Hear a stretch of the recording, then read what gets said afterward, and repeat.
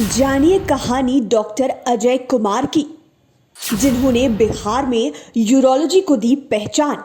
विदेश में पढ़े, 50 से अधिक देश घूमे, फिर भी माटी का कर्ज चुकाने लौट आए बिहार।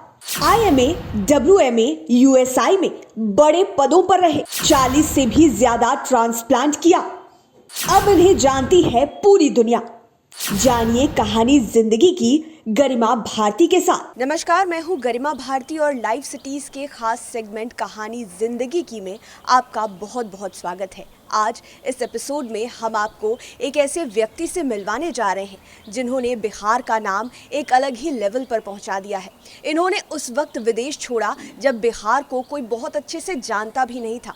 बिहार में इन्होंने यूरोलॉजी की स्थापना की, वर्ल्ड मेडिकल एसोसिएशन के काउंसिलर रहे, वो भी 14 वर्षों तक IMA के प्रेसिडेंट रहे और बिहार का नाम बहुत रोशन किया है। हम बात डॉक्टर अजय कुमार की कर रहे हैं। आइए इनका स्वागत करते हैं और जानते हैं कि इनकी ज़िंदगी की कहानी क्या रही है। सर, आपका लाइव सिटीज़ में बहुत बहुत स्वागत है। Thank you very much, thank you. Sir, हम शुरुआत तो इसी बात से करना चाहेंगे कि आपने उस समय विदेश छोड़ दिया जब आप वहाँ बहुत अच्छा काम कर रहे थे। WMA के आप काउंसलर भी रहे हैं, IMA के प्रेसिडेंट रहे। बिहार को कोई नहीं जानता था। क्या मन में आया इतना पढ़ लिख कर, इतना आगे चलकर आप वापस उस समय में बिहार लौट आए जब यहाँ पर उस तरह का कुछ नहीं था? देखो, 1975 में मैं विलायत गया था और ये मन में सोच के गया था कि मैं वहाँ इसलिए जा रहा हूँ कि वहाँ से ज्ञान अर्जित करूँगा। यहाँ मुझे दिक्कत होती थी क्योंकि यहाँ जी मेडिकल कॉलेज में मैं बहुत अच्छा छात्र रहा था और नेतरहाट विद्यालय का विद्यार्थी रहा था। मैं हायर सेकेंडरी में मैंने टॉप किया था बायोलॉजी में और तभी पटना मेडिकल कॉलेज आया था। ये बात दूसरी है कि मेरा क्रिश्चियन मेडिकल कॉलेज वेलोर में भी हो गया था, लेकिन पिताजी की जिद की वजह से मैं पटना मेडिकल कॉलेज में रहा। यहाँ हमको बहुत तरह की परेशानियाँ झेलनी पड़ी क्योंकि मैं पैरवी पुत्र नहीं था और जो हमारे मित्र थे जिनकी पैरवियाँ थीं, जो बड़े बड़े लोगों के बच्चे थे और ये थे, उनको बहुत फेवर मिलता था, जबकि मैं बहुत ही अच्छा विद्यार्थी था। तो ये सोचकर मैं यहाँ से इंग्लैंड गया था कि मैं जाऊँगा, इतना ज्ञान अर्जित करूँगा कि फिर हमको पटना लौटने के बाद अपने ऊपर भरोसा करके यहाँ प्रैक्टिस करूँगा और लोगों को दिखाऊंगा कि जिस आप लोगों ने जो मेरे मतलब मुझे उतना नहीं दिया सम्मान जितना मुझे मिलना चाहिए था, वो मैं हासिल करूंगा। इस सोच से मैं गया था और मैंने ये भी सोचा कि जिन लोगों ने मेरा ऑनर्स गड़बड़ा कर दिया था और बहुत सी चीज़ें हुई थी, मैं थोड़ा सा मेरे आर्थिक स्थिति अच्छी नहीं थी, पिताजी की अर्निंग एकदम घट गई थी बीमार होने के बाद। तो उस समय जो समाज से और संबंधियों से तिरस्कार मिला था, तो मैं चाहता था कि उनको बताऊं कि मैं कहाँ हूँ। लेकिन मैंने बदला सबसे लिया, लेकिन आदर्श बदला लिया। जिन्होंने मुझे तिरस्कृत किया उनको मैंने पुरस्कृत किया। यानी कि आपने किसी को नीचा नहीं दिखाया, अपने आप को बहुत ऊपर कर दिया। अब एक हमारे शिक्षक थे, वो थोड़ी सी मानते बहुत थे, लेकिन कुछ कारण हुआ था जो थोड़ी बाधा उन्होंने उत्पन्न की मुझे ऑनर्स वगैरह मिलने में। तो वो इतना जोर बीमार पड़ गए और इतना ब्लीडिंग उनको हुआ और ये सब हुआ, तो मैंने अपना खून दिया, इलाज किया और वो ठीक हो गए। तो जब तक जिंदा रहे तब तक वो उनकी आंखों में मैं देखता था कि मुझसे कितना ज़्यादा ये मुझे मतलब वो उनकी आंखों में जो मैं देखता था मेरे प्रति उद्गार, उसी से मैं बहुत खुश होता था।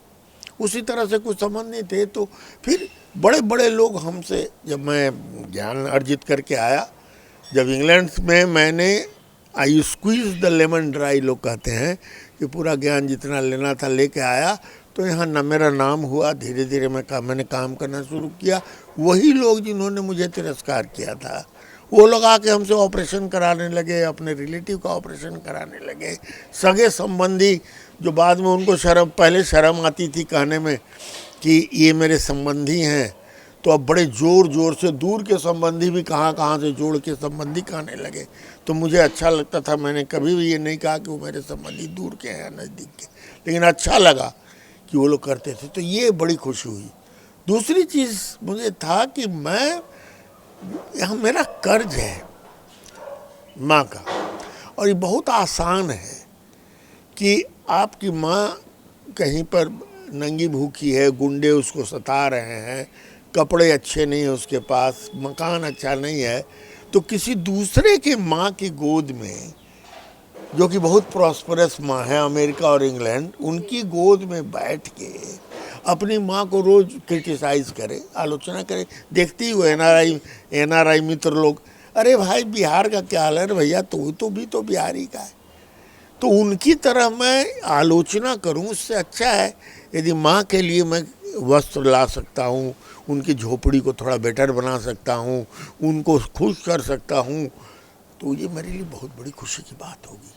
अब पैसा तो जीवन में उसके बारे में सोचना ही नहीं चाहिए। पैसा पीछे पीछे आता है यदि आपका मन साफ हो और मेहनत करें। हाँ, कड़ी मेहनत हो। तो मैं इंग्लैंड से लौटा था 2 चीज़ें लेके, ज्ञान और रोबस्ट ऑप्टिमिज्म। करके दिखाऊंगा। मेरे पास एक धूर ज़मीन नहीं थी, मेरे पिताजी की मृत्यु हो चुकी थी, मेरे पास कोई नौकरी नहीं थी, मेरे पास कोई इस तरह की संपत्ति नहीं थी, फिर भी मैंने कहा कि, और मेरा जो यूरोलॉजी था, उस समय जनरल सर्जन लोग यूरोलॉजी करते थे, तो यूरोलॉजी को कोई बहुत कम लोग जानता था। मतलब यूरोलॉजिस्ट नहीं होते थे बिहार में? हाँ, एक ही थे, डॉक्टर मोहन कुमार, जो आर्मी से रिटायर करके मेरे आने के कुछ दिन पहले उन्होंने यूरोलॉजी शुरू किया था, लेकिन वो एफ्लुएंट क्लास में थे। जनता को समझ में नहीं आता था कि यूरोलॉजी और सर्जरी में क्या फ़र्क है, और मुझे बहुत झेलना पड़ता था, क्योंकि सर्जन लोग को लगता था कि उनको तो पता था कि ज्ञान बढ़िया लेके आया है, अजय निकलेगा। तो जब हमारी मीटिंग्स होती थी, साइंटिफिक मीटिंग, तो हमारे सीनियर लोग खड़े होकर के हमको थोड़ा चाहते थे कि लेट डाउन करें, लेकिन मैं कभी लेट डाउन नहीं हुआ, क्योंकि मुझे अपने ऊपर काफ़ी कॉन्फिडेंस था। तो मैंने वहाँ से शुरू किया, फिर Indira Gandhi institute of medical sciences बना, तो वहाँ यूरोलॉजी डिपार्टमेंट शुरू हुआ। उसके बाद अभी हाल की बात मैं बताता हूँ, तब मैं ऑल इंडिया यूरोलॉजी सोसाइटी का पहला व्यक्ति था ईस्टर्न इंडिया से जो जनरल सेक्रेटरी बना, और 4 वर्षों तक रहा। और मैं एक दूसरा व्यक्ति था, कलकत्ता के थे लेट डॉक्टर विमलेंदु मुखर्जी, उसके बाद मैं ही बना, मैंने ईस्टर्न इंडिया से ऑल इंडिया यूरोलॉजी सोसाइटी का प्रेसिडेंट। तो लोग पूछते थे, भाई पटना से अजय कुमार ने ऐसा किया है, पटना के अजय कुमार हैं। मैंने एक पुरस्कार भी इस्टेब्लिश किया, Brij Kishore Patna prize Urology Society of India में। तो इस तरह की बातें होती रही। और अभी हाल में मेरा फेलिसिटेशन किया था पटना के एक होटल में, जूनियर यूरोलॉजिस्ट जितने आ गए हैं बिहार में, उन लोगों के द्वारा, कि और लोग पहचाने भी हमको कि हम कौन है, नाम बहुत सुना था उन्होंने हमारा, पता है करीब हमको याद नहीं है, 70 लोगों ने सिग्नेचर किया था अटेंडेंस में। मतलब कि बिहार में के 70 यूरोलॉजिस्ट उस समय आए थे, सिर्फ पटना में नहीं, सहरसा, मधेपुरा, समस्तीपुर, आरा, कुछ लोग नहीं आ पाए, तब भी 70 लोग थे। कोई भी यहाँ ट्रेनिंग सेंटर यूरोलॉजी का नहीं था। इंदिरा गांधी इंस्टीट्यूट में मैंने कोशिश करके, मैंने भी कोशिश की, इंदिरा गांधी इंस्टीट्यूट में भी MCH यूरोलॉजी कराया, क्योंकि मैं 15 वर्षों तक मेडिकल काउंसिल ऑफ इंडिया में रहा, ये भी एक रिकॉर्ड है, और उसके चलते मैंने मदद की। अभी पारस हॉस्पिटल में मैं कंसल्टेंट हूँ, director institute of urology nephrology transplant. वहाँ पर हमने DNB की पढ़ाई शुरू कराई यूरोलॉजी में। तो ये मेरे लिए गर्व की बात है, कहाँ जीरो से शुरू किया, अब कहाँ पूरे यूरोलॉजी को बिहार में लाया, और बिहार को यूरोलॉजी के नक्शे पर लाया। आपके लिए नहीं, केवल पूरे बिहार के लिए गर्व की बात है कि आप जैसे लोग बिहार से आते हैं। लेकिन मैं आपसे पूछना चाहूँगी कि आपको बचपन में लोग क्या कह के बुलाते थे? आपका नाम तो अजय कुमार है, लेकिन एक बचपन का नाम होता है या अजय ही कहते थे? शुरू से ही मेरा बचपन का नाम अजय ही रहा है, कोई परिवर्तन उसमें नहीं था। मैं माता पिता का प्रथम पुत्र था और मुझसे मेरी बड़ी बहन थी। शुरू में मैं बहुत ही शाई नेचर का था और मेरी बहन के बारे में लोग कहते थे कि इसको लड़का होना चाहिए, इसको लड़की होना चाहिए था। इतना शाई में होता था। लेकिन फॉर्चुनेटली 11 साल की उम्र में मैं नेतरहाट चला गया।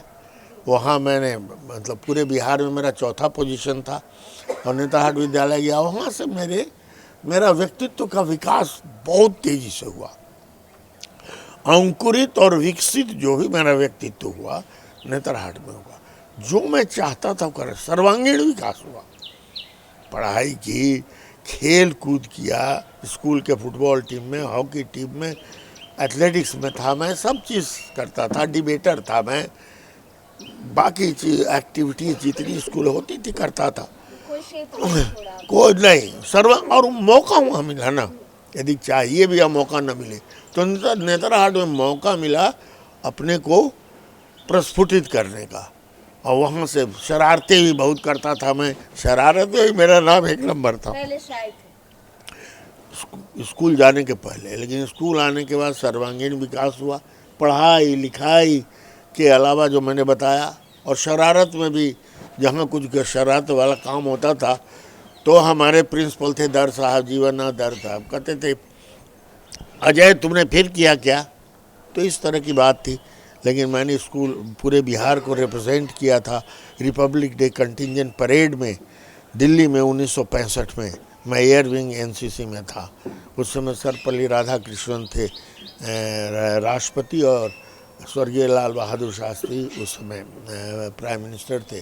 तो जितना भी हो सका मैंने लॉरेल्स लाए बचपन से ही। फिर कॉलेज में आया, बताया ही मैंने। फिर मैं विदेश गया, वहाँ भी जाते मैंने FRCS किया, बहुत जल्दी मेरा हो गया। उसके बाद ट्रेनिंग ली, फिर यहाँ लौट के आया और तब यहाँ तो मैं चलता ही रहा। और तुमको एक बात और बता दें कि मैं जब गया विदेश तो लौट के बीच में कभी नहीं आया छुट्टी उट्टी में, क्योंकि मेरी लगन थी कि हम 8.5 साल मैं लगन से ज्ञान अर्जित करता रहा। मेरी शादी हो गई बहुत अर्ली, क्योंकि मेरे पिताजी को हार्ट अटैक हो गया था जब मैंने स्कूल छोड़ा। तो उनको हमेशा लगता था कि बड़े बेटे की शादी देख लें, बड़े बेटे की शादी। मैंने कहा कि यदि नहीं करूँगा शादी, इनकी बात नहीं मानूंगा, कहीं इनको दूसरा अटैक हुआ, इनकी मृत्यु हो गई तो फिर मुझे तकलीफ़ होगी। हमारा जो रिस्पॉन्सिबिलिटीज़ थी वो बढ़ गई। हमारी पत्नी भी बहुत यंग थी जब आई थी, लेकिन हम लोग दोनों ने मिलकर काम किया। एंड आज मैं सोचता हूँ व्हेन आई लुक बैक, 52 साल पहले मेरी शादी हुई थी। I have no regrets, rather I am happy कि साहब हमारी पत्नी ने हर क्षेत्र में हर जगह मेरा सहयोग किया और मतलब पिलर बनकर। हाँ, और परिवार के साथ रहते हुए मैंने इतनी जल्दी FRCS किया। सर, आपने कहा कि आपके बचपन से ही आपका नाम अजय है, लेकिन मैं ये जानना चाहती हूँ कि अजय कब द ग्रेट, मुझे ये बात बोलने में कोई गुरेज नहीं है कि ग्रेट डॉक्टर अजय कुमार कैसे बन गया? आपने कहा कि एक धूल ज़मीन नहीं थी, बहुत प्रॉस्परस नहीं थे आप, और मतलब कि कोई पैरवीकार नहीं रहा आपका। कैसे इंग्लैंड गए, कैसे नेतरहाट के लिए आपको किसने इंस्पिरेशन दिया, और डॉक्टर बनने की बात आपके दिमाग में कहाँ से? देखो, डॉक्टर जहाँ तक बनने की बात है, मेरे नाना जी डॉक्टर थे। मेरे पिताजी भी कस्बे के डॉक्टर थे। दरभंगा मेडिकल कॉलेज से पास किया था उन्होंने, कस्बे में थे, बिहार पटना डिस्ट्रिक्ट बोर्ड के डॉक्टर थे। ये दूसरी बात है कि बाद में बड़े मेहनती थे। आज भी मैंने अपने चैम्बर में लगाया हुआ है, your dedication to profession is my inspiration. बहुत डेडिकेटेड थे। 2 रुपया फीस लेते थे या 5 रुपया बाद में हुआ था, वो भी 2 रुपया जब देख लेते थे मरीज तब रख देता था तो जाता था, उस तरह की बात थी। तो ये मैंने बचपन से देखा, नाना जी का डेडिकेशन और पिताजी का। तो दिमाग में शुरू से था कि मैं डॉक्टर बनूंगा, सीधी बात। नेतरहाट विद्यालय में 9वां क्लास के बाद डिवीज़न होता था साइंस आर्ट्स का, और साइंस में जो बढ़िया स्टूडेंट होते थे, टॉप 10-20 स्टूडेंट, उस ज़माने में इंजीनियर बनना चाहते थे सब। और जो बचते थे अंतिम 40 में 40 लोगों को मिलता था साइंस, तो अंतिम जो है सो कुछ लोग जो 20 के बाद वाले थे तो वो कुछ बायोलॉजी वगैरह लेते थे। लेकिन मैं डिटरमिन था कि मैं बायोलॉजी पढ़ूंगा, डॉक्टर बनूंगा। तो जब मैं गया अपने शिक्षक के यहाँ देने के लिए, क्योंकि मैं बेस्ट 10 में था वहाँ, तो बेस्ट 10 में जैसे कि आ जाए तुम तो मैथमेटिक्स ही पढ़ोगे। मैंने कहा नहीं सुहान जी, मैं तो चॉइस लेके आया हूँ बायोलॉजी का। उन्होंने मेरा पर्चा फेंक दिया, बोला जाओ फिर से सोच के आओ। तो मैं स्कूल साइकोलॉजिस्ट जो मेरे हाउस मास्टर भी थे, DP अग्रवाल साहब, उनके यहाँ गया। उन्होंने मेरा एनालिसिस किया पूरा, और तब उन्होंने लिख के दिया कि ये सूटेबल है इसका इसमें हाँ बायोलॉजी के लिए और इसके लिए। तब जाके मुझे बायोलॉजी मिला। तो शुरू से ही मैं I have been swimming against the current type की बात है। तो मैं बायोलॉजी लिया। पहली बार जब मैंने फ्रॉग का डिसेक्शन किया तो मैंने कहा मैं सर्जन बनूंगा। 2 चीज़ पक्की थी, मैंने बाएं दाएं नहीं देखा, और वही सर्जन बनने के रास्ते में मैं बढ़ता चला गया, और जहाँ हूँ वहाँ पर मैं पहुँच गया, और बहुत ही खुशी है कि यहाँ मैं पहुँचा। कि सफ़र कैसा रहा, इंग्लैंड तक पहुंचे आपने? देखो ऐसा है कि जीवन में एक बात देख लो, एकदम खूब कभी कभी देखती हो, नेशनल हाईवे जो बहुत ही सुंदर हाईवे है, और उस पर तुम चलती हो, न कहीं ठोकर हो, ना कुछ हो, न कोई ट्रैफिक हो, और एकदम चले जा रहे हो, तो क्या होता है बीच में कभी नींद आ जाती है, एक्सीडेंट भी हो जाता है, और बड़ा सुखद हो जाता है। गाड़ी एकदम वार्म हो, अंदर जाड़ा बाहर पड़ रहा है, और उसमें यदि गाड़ी चला रहे हो तो उसका मज़ा ही नहीं है। अरे मज़ा तो वहाँ आता है जो जीवन में तरह तरह के मोड़ ऐसे आते हैं जहाँ आपको सोचना पड़ता है कि अभी इस मोड़ पर मैं किधर जाऊँ, इधर जाऊँ या इधर जाऊँ, और फिर आप निकलते हैं, फिर रोड़े आते हैं सामने, दुख आता है, सुख आता है। एक पुराना गाना नहीं है, राही मनवा दुख की चिंता क्यों सताती है, दुख तो अपना साथी है। तो ये सोच के मैं चला। शुरू में बहुत मुझे स्ट्रगल करना पड़ा। मैंने जैसा बताया कि पिताजी को हार्ट अटैक हुआ तो आमदनी इतनी घट गई, और उस समय डॉक्टर को 200 रुपया महीना मिलता था, और 3 भाई हम लोग कॉलेज में पढ़ते थे। माँ पढ़ाती थी यहीं पर, हम लोग तीनों साथ रह के वो पढ़ते थे पटना यूनिवर्सिटी में, और मैं पटना मेडिकल कॉलेज में। तो स्ट्रगल किया, लेकिन स्ट्रगल का मज़ा ही दूसरा रहा। और आज मैं सोचता हूँ तो लगता है कि यदि जीवन स्मूथ रहता, बहुत बड़े बाप का बेटा मैं होता, सब चीज़ उसी में बहता हुआ चला जाता। ये दूसरी बात है कि ड्रग उरग में यदि पकड़ाते इसके बेटा की तरह, तो थोड़ा इसको याद हो रहेगा जो भी है, जो अभी कौन खान लड़का है, तो उस तरह का रहता तो क्या मज़ा आता। मज़ा तो आ जाता है कि स्ट्रगल किया, आगे बढ़े, एक लक्ष्य था। सबसे बड़ी बात है ना, लक्ष्य को नहीं भूलना चाहिए। मेरे पिताजी ने अंतिम पत्र जो मुझे भेजा था मृत्यु के पहले इंग्लैंड में, उसमें वही लिखा था कि परिवार का ध्यान रखते हुए अपने गोल को मत भूलना। तो मेरा गोल हमेशा मेरे सामने रहा कि मुझे क्या करना है। जब बात बिहार में यूरोलॉजी की होती है तो सबसे पहला नाम और सबसे बड़ा नाम केवल आपका ही है, लेकिन आपने उस समय बिहार में यूरोलॉजी की मुझे लगता है 38-40 साल, जी 38 साल हो गए। तो किन्होंने साथ दिया, कोई होते होंगे जो बात करते होंगे कि ये क्या है, आखिर ये कैसी चीज़ है, तो उसका सफ़र कैसा रहा? हाँ, बड़ा इंटरेस्टिंग पूछी हो। पटना यूनिवर्सिटी के वाइस चांसलर थे, हमको बहुत मानते थे। मेरे दोस्त के पिताजी थे, उन्होंने हमसे कहा शुरू में, चाहते थे कि मैं तरक्की करूं।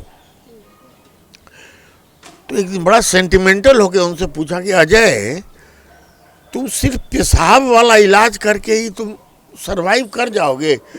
मैंने कहा कि सर मैं सरवाइव ही नहीं करूंगा, मैं प्रॉस्पर करूंगा। तो वो चुप हो गए। दूसरी बार हमारे गुरुजी थे जिन्होंने मुझे, जिनके नर्सिंग होम में मैंने पहला ऑपरेशन किया था, इंडिपेंडेंटली उन्होंने मुझे जगह दे दी थी कि आप ऑपरेशन कीजिए यहाँ। मैं पहला और अंतिम था जो उनके अस्पताल में मैंने इंडिपेंडेंट ऑपरेशन किया। लेट प्रोफेसर यूएन शाही बड़ा खूंखार आदमी थे, धरती पर मैं बहुत कम लोगों से डरता था जिसमें वो भी थे। और उनकी बात थी कि आप कुछ भी बोलिएगा जरूर कहेंगे नहीं जिना साहब जिना, ना ना ना ना ना ऐसा नहीं हो सकता है। तो उन्होंने बड़ा, एक दिन के चाय पी रहे थे उनके साथ, हमने एक ऑपरेशन ख़त्म किया था, वो ऑपरेशन शुरू करने वाले थे। तो उन्होंने कहा डॉक्टर साहब यहाँ बच के रहिएगा, ऐसे बोलते थे। हाँ थोड़ा नकिया के बोलते थे, डॉक्टर साहब यहाँ बच के रहिएगा, यहाँ बड़ी मछली छोटी मछली खा जाती है। मेरे मुंह से अनायास निकल गया, सर मछली छोटी हो तब ना। उसके बाद से उन्होंने कभी नहीं मुझे इस तरह की शिक्षा दी। तो मुझे शुरू से अपने ऊपर कॉन्फिडेंस था। मेरे गुरु थे professor RVP Sinha, late professor RVP Sinha, वही यूरोलॉजी बिहार में शुरू किए थे, जनरल सर्जन भी थे, और उन्हीं के साथ मैंने यहाँ काम किया था इंग्लैंड जाने के पहले।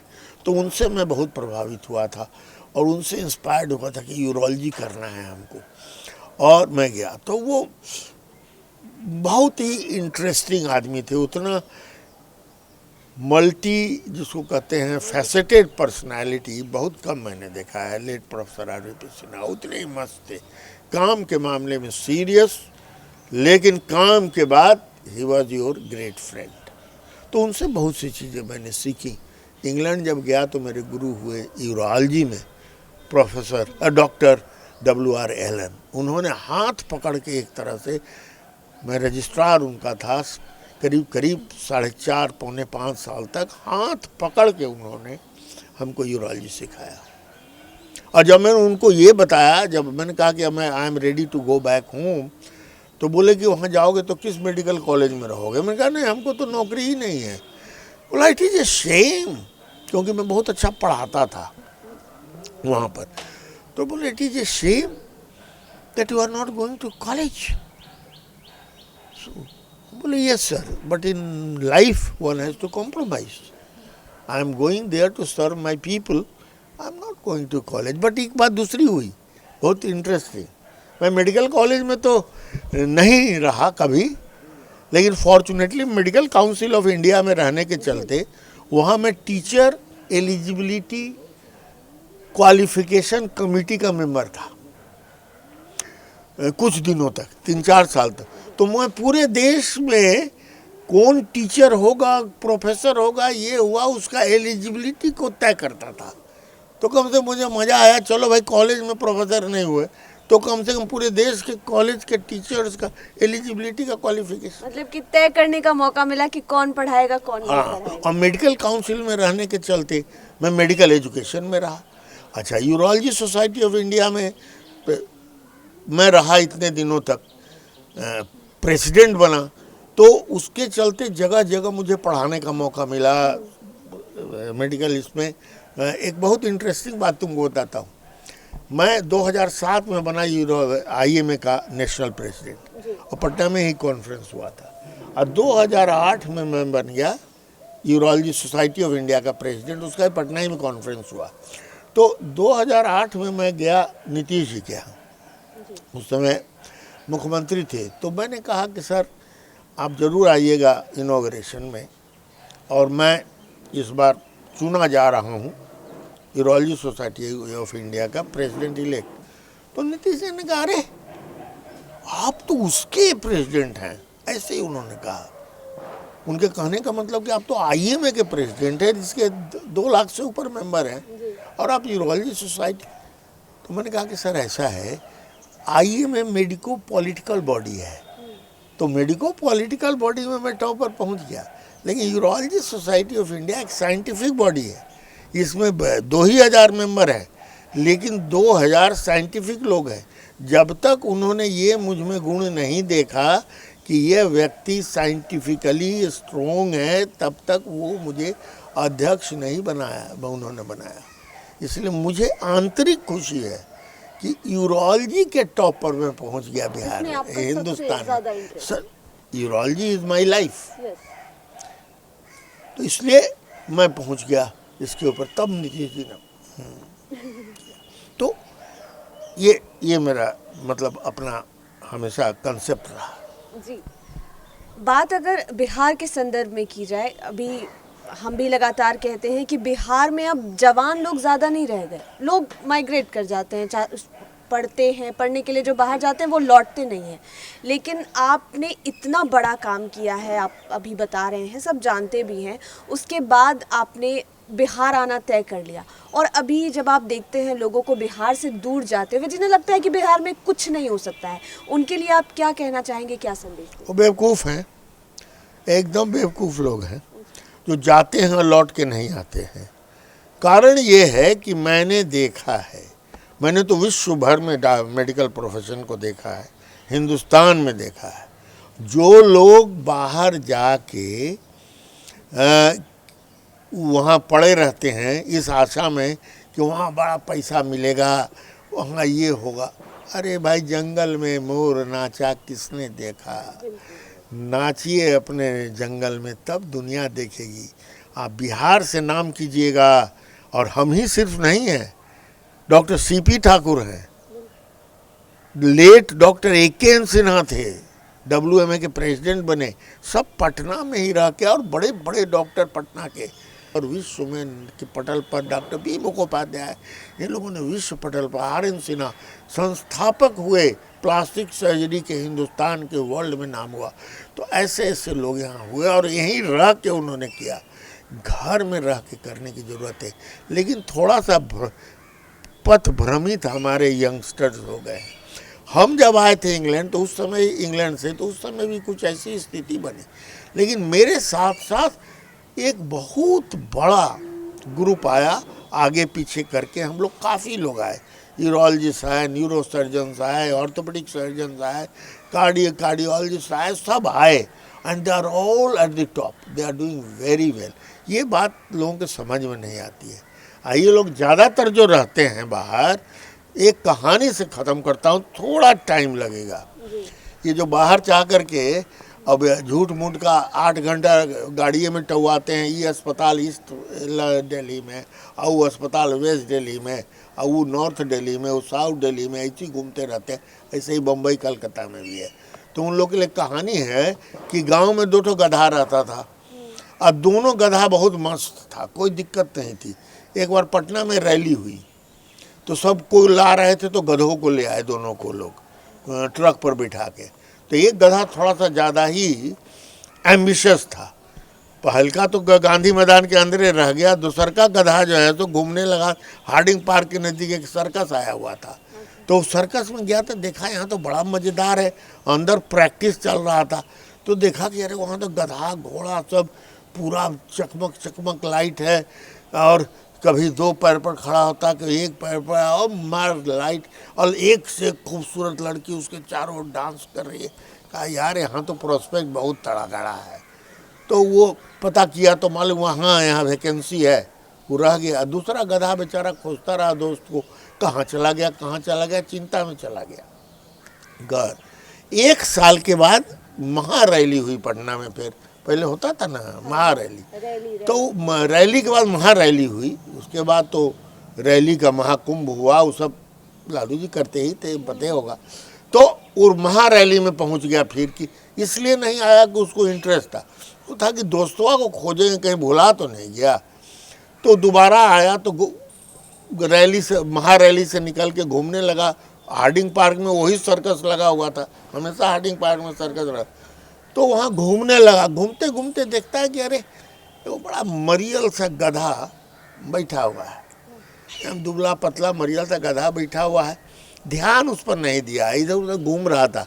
तब तक वो गधा बोलता है, अरे दोस्त, अरे दोस्त। बोला कि दोस्त कौन? बोलता कि अरे वो तो वही गधा हुआ। कहते अरे तुम यहाँ क्या कर रहा? कहे कि क्या करें यार, ये हम प्रोस्पेक्ट के फेर में जो है, ये सर्कस में चले आए।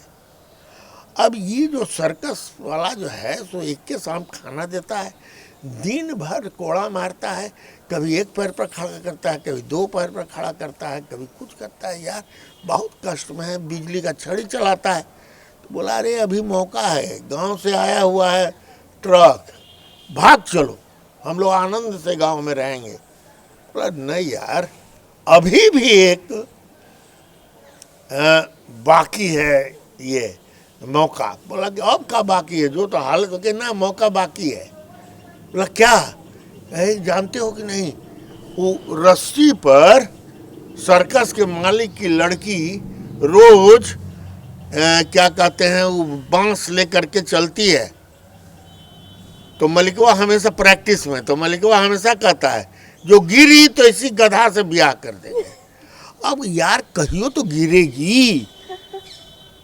तो यही हमारे लोगों का है, जो बाहर जा करके बिना मतलब परेशान रहते हैं और अच्छे क्वालिफाइड लोग हैं, बढ़िया कर सकते हैं। हाँ, अब तो बड़े बड़े अस्पताल यहाँ खुल रहे हैं, बड़ी बड़ी चीज़ें हो रही हैं। अब तो उनको ये भी सोचने की ज़रूरत नहीं है कि अपना प्रैक्टिस इस्टेब्लिश करना। बड़े अस्पताल हैं, क्वालिफाइड हैं, आ जाइए, serve your own people, you will enjoy. और डॉक्टर जो है ना, सर्विस से जाना जाता है। कितना उसका बैंक बैलेंस है उससे नहीं जाना जाता है। पटना के जितने बड़े बड़े डॉक्टर हो, उनका कोई बैंक बैलेंस देखने गया, उन्होंने क्या सर्विस सोसाइटी को दी उधर। तो उनको आना चाहिए, अपने अपने घर की को देखना चाहिए। और बाहर में बैठ करके और विस्की और ये शैम्पेन लेके ये ना कहें कि बिहार का क्या हाल है। बिहार में मेडिकल फील्ड थोड़ा कमज़ोर है, तो कमज़ोर है तो आइए, मदद कीजिए। सर, आप डॉक्टर हैं, इतना काम रहता है, आप इतने लोगों की सेवा करते हैं, और मुझे लगता है कि बिहार से जुड़े हुए या फिर बाहर से जुड़े हुए बड़े बड़े लोगों का भी इलाज आपने किया ही है। हमने कई कहानियाँ अपने चैनल पर ही दिखाई है। लेकिन मैं जब यहाँ पर बैठी हूँ तो हर तरफ हरियाली दिखाई दे रही है, और आपका जो स्वभाव है, आपका जो नेचर है, पहले कहा कि आप शाय थे, लेकिन अभी आपकी जो बातें वो काफ़ी इंटरेस्टिंग है। दिल जवान होने का कारण क्या ये पेड़ पौधे हैं? मुझे लगता है कि बहुत इंटरेस्ट है। नहीं, मेरा दिल जवान होने का एक भी कारण है कि वो सामने मेरी बीवी बैठी हुई है। अच्छा। वो हमको एकदम जवान रखती हैं। You know, she is so cooperative, so good and so दुख में सुख में, हर जो सुख से ज़्यादा दुख में, and she goes out to help people more than what I do। तो ये भाई मज़ा है। और दूसरा है, मेरा पैशन है हरियाली का, हरियाली देखने का। जैसे मैंने बताया ना, मेरा जीवन यूरोलॉजी है, उसी तरह से मेरा पैशन है गार्डनिंग एंड फार्मिंग।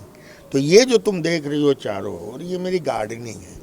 इसके बीच में बैठता हूँ, मज़े करता हूँ। रोज़ सवेरे तुम आई होगी, देखा कि गमला तैयार कर रहे हैं, तो इसका एक आनंद मुझे आता है। ये मेरा पैशन है।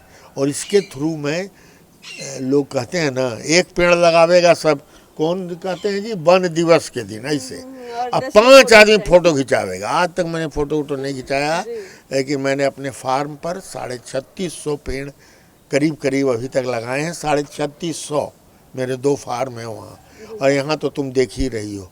तो मेरा ये पैशन है, मैं करता रहता हूँ। इसमें पैसे खर्च होते हैं, लोग कहते हैं अरे बड़ा पैसा खर्च करते हैं, तो हमको तो लेके जाएंगे का ऊपर। यहाँ रहने के आनंद करने के लिए बहुत हमको सुकून मिलता है, जो मेरे घर में आते हैं उनको मिलता है।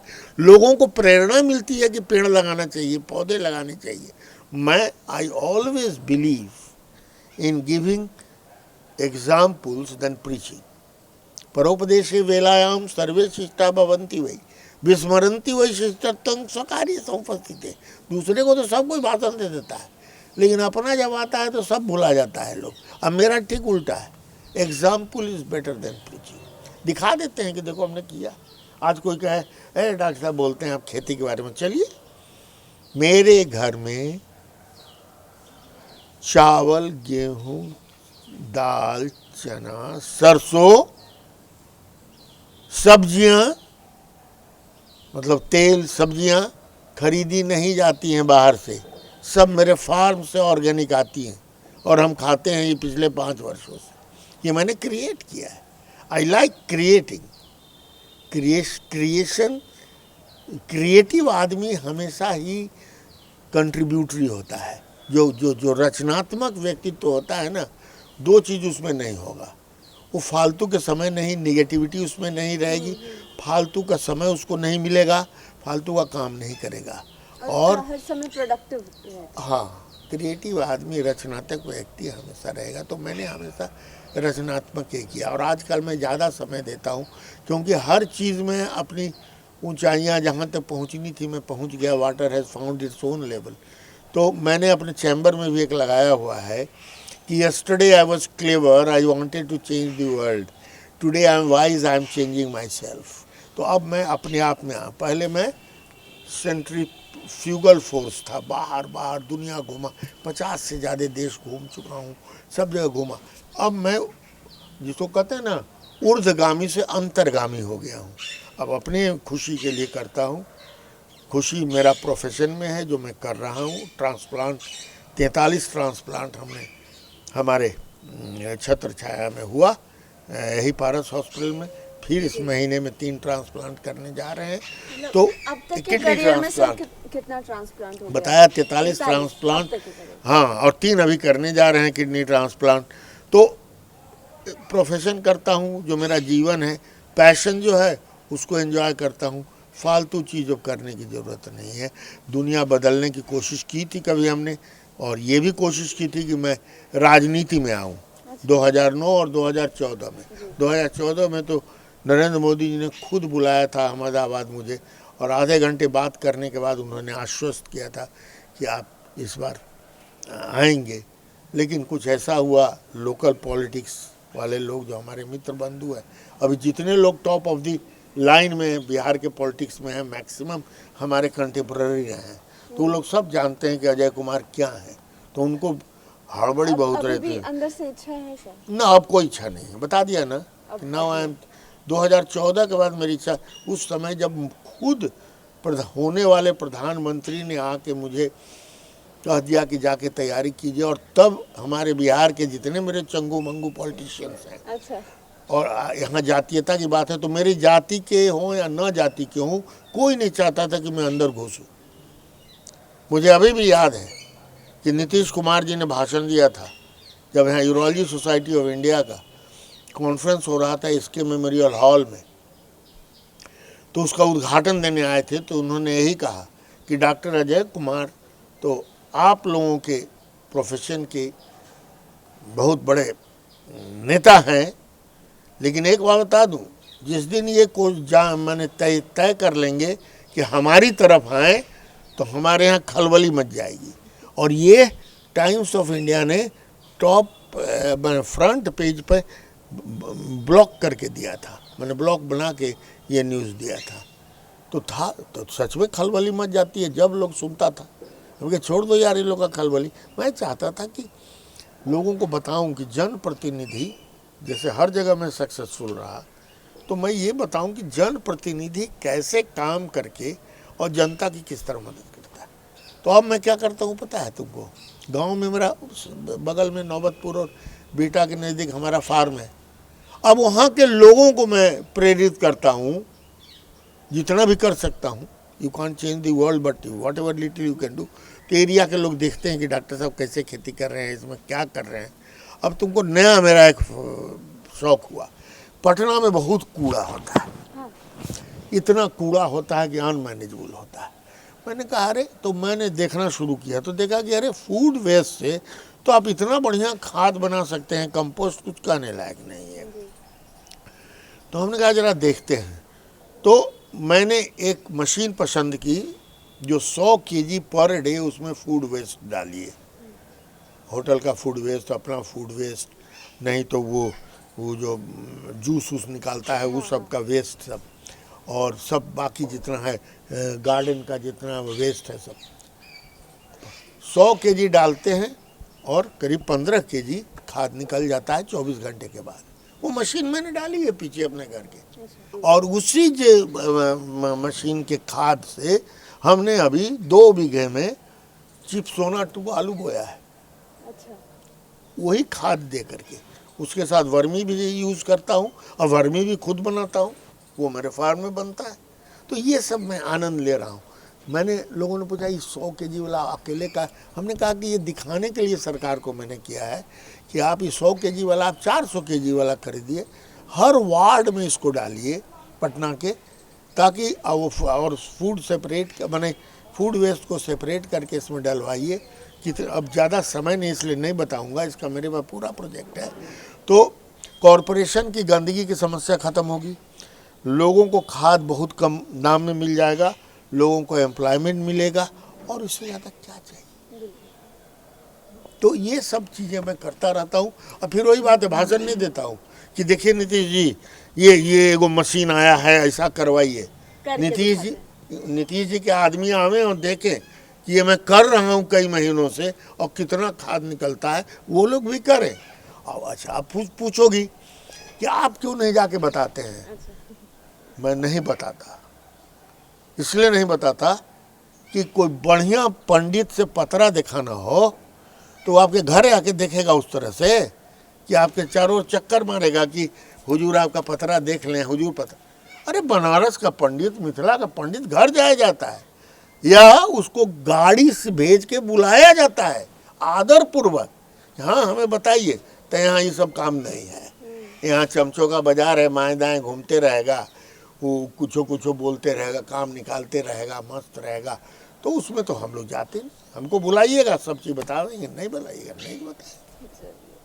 तो डॉक्टर साहब बहुत बहुत धन्यवाद, आपने इतनी अच्छी अपनी ज़िंदगी की कहानी हमारे दर्शकों के साथ शेयर की। और आपकी जो पूरी कहानी है वो एक इंस्पिरेशन है, क्योंकि जैसा कि आपने कहा, लोग बेवकूफ़ हैं जो बाहर जाते हैं सीखने के लिए, लौटकर अपने वतन के लिए कुछ करने को नहीं आते हैं। और बहुत बड़ी बात है आप उतने ऊंचे मकाम तक पहुँचे और यहाँ आकर आपने उसे और ऊंचाइयों तक पहुँचा दिया। आपका बहुत बहुत शुक्रिया हमारे साथ। थैंक यू, बहुत बहुत धन्यवाद गरिमा। मुझे भी अच्छा लगा। मेरी ज़िंदगी की कहानी तो खुली किताब है और जब चाहोगी तब और सुनाऊंगा तरह तरह की गाथाएं। धन्यवाद।